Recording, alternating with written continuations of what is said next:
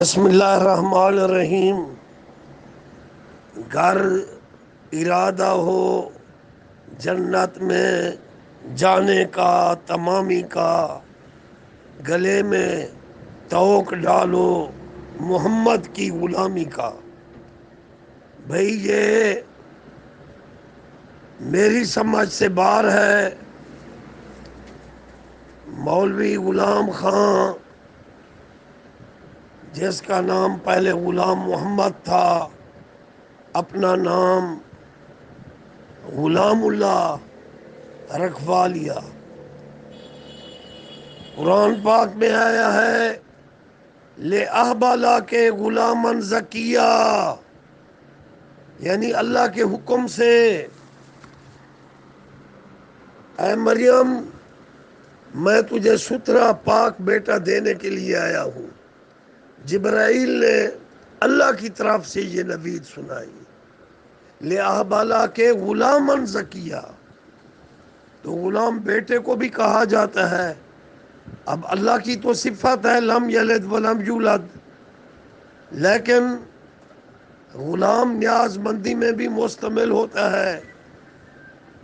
پاک محمد کی غلامی سے نکلنے کے لیے غلام اللہ خان نے اپنا نام غلام اللہ رکھ لیا، غلام خان۔ لیکن ان کے پیروکاروں پر میرا یہ سوال ہے کہ کسی صحابی کا نام بھی غلام اللہ ہے؟ ہم سب نوکر تو صحابہ کے ہیں۔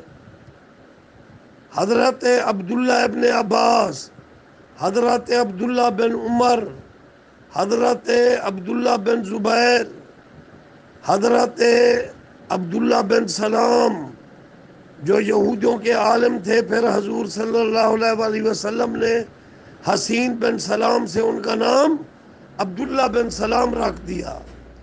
پھر رسول اللہ صلی اللہ علیہ وآلہ وسلم کے والد بزرگوار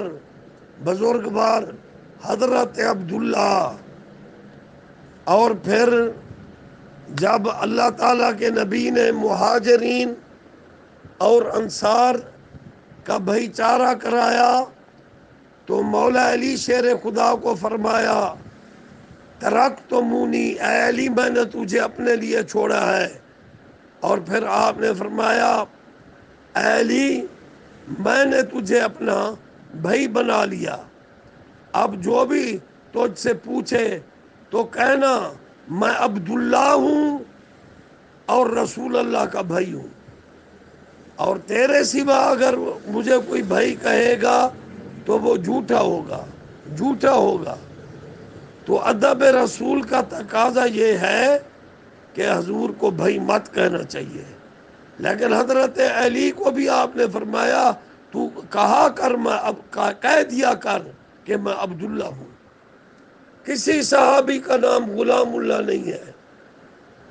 تمہارے علم پر بھی قربان جائیے، ماشاءاللہ۔ اس لیے جو عبارتیں توہین رسول، تضحیک رسول، الیاذ باللہ تحقیر رسالت مآب صلی اللہ علیہ وآلہ وسلم کا سبب بنے، ان سے منہ پھیر لو، لکھنے والوں سے بھی برات کا اعلان کر دو۔ تو اس لیے قرآن پاک میں آیا ہے للہ العزت ولرسولہ وللمؤمنین، اور پھر ایک آیت مبارکہ میں اللہ نے فرمایا وَتُعَزِّرُوهُ وَتُوَقِّرُوهُ، ان کی عزت اور توقیر کا اللہ نے حکم دیا ہے۔ رسول اللہ کے لیے گھٹیا الفاظوں کا استعمال یا ان کے لیے کہنا کہ مر کے مٹی میں مل گئے، اللہ نے تو شہید کو بھی مردہ کہنے سے روک دیا ہے۔ تو امام الانبیاء اور انبیاء کا درجہ بدرجہ کیا مقام ہوگا؟ یوں تو سارے نبی محترم ہیں، مگر سرور انبیاء تیری کیا بات ہے۔ اللہ تعالیٰ ادب عطا فرمائے۔ دیکھو شیخ سعدی کتنی عاجزی کرتے ہیں، زبان تا بود دردہاں جائے گی ثنائے محمد بابد دل پذیر۔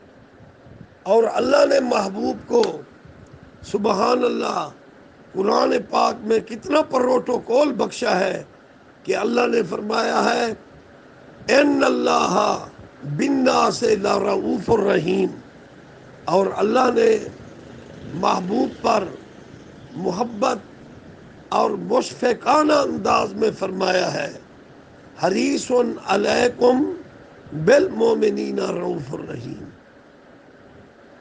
اسی طرح اللہ تعالیٰ نے قرآن پاک میں اپنے آپ کو بھی کریم فرمایا، اور قرآن کی ایک آیت مبارکہ میں اللہ نے فرمایا یہ قول رسول کریم کا ہے۔ سبحان اللہ کہ اپنے محبوب کو بھی اللہ تعالیٰ نے کریم فرما دیا۔ تو اب اللہ تعالیٰ تو محبوب کو اتنی عزت عطا فرمائے کہ عذرا شفقت اپنے صفاتی اسماء کو اپنے محبوب پر ایڈ کر دے، اور مولوی لکھ دے کہ بڑے بھائی کی طرح کہو، بڑے بھائی کی طرح عزت کرو۔ اللہ تعالیٰ اس گستاخی سے تمام مسلمانوں کو محفوظ فرمائے، ادب کرنے کی توفیق دے۔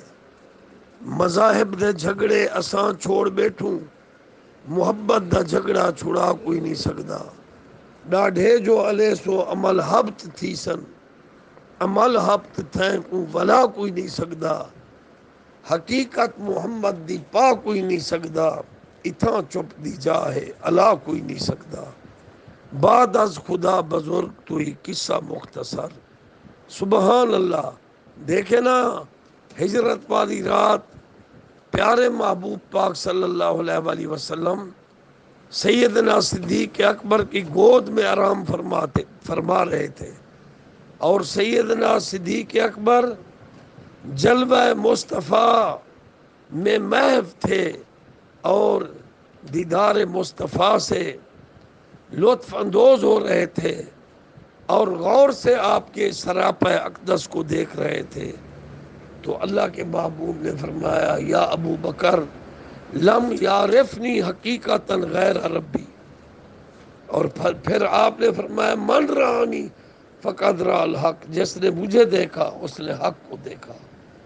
اور جن کا شان ہو من رانی فقد را الحق، جو اللہ کے حسن و جمال کا مظہر ہوں، ان کے لیے ایسے الفاظ استعمال کرنا یا ایسا احترام کرنا جس میں بڑا بھائی یا اس قسم کے الفاظ مستعمل کیے گئے ہوں، یہ سراسر گستاخی ہے۔ اللہ تعالی ہمیں ادب والا امتی بنائے، با ادب با نصیب، بے ادب بے نصیب۔ اللہ تعالی وحدانیت میں بے مثال ہے، کملی والے محبوب رسالت میں بے مثال ہے، وہ محب ہونے میں بے مثال، آپ محبوب ہونے میں بے مثال۔ بعد از خدا بزرگ توئی قصہ مختصر۔ الصلاۃ والسلام علیکہ سیدی یا رسول اللہ وعلی آلکہ و صحابہ یا حبیب اللہ صلی اللہ علیہ وسلم۔